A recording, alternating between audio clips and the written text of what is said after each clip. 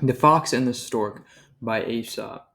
The fox one day thought of a plan to amuse himself at the expense of the stork, at whose odd appearance he was always laughing. "You must come and dine with me today," he said to the stork, smiling to himself at the trick he was going to play. The stork gladly accepted the invitation and he arrived in good time and with a very good appetite. For dinner the fox served soup, but it was set out in a very shallow dish, and all the stork could do was to wet the very tip of his bill. Not a drop of soup he could get.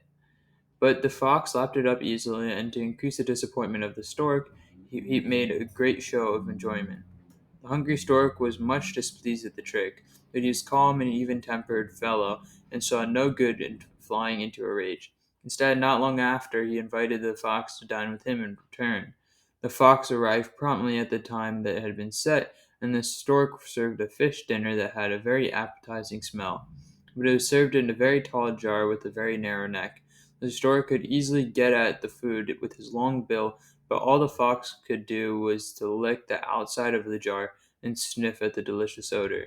And when the fox lost his temper, the stork said calmly, "Do not play tricks on your neighbors unless you can stand the same treatment yourself." The end.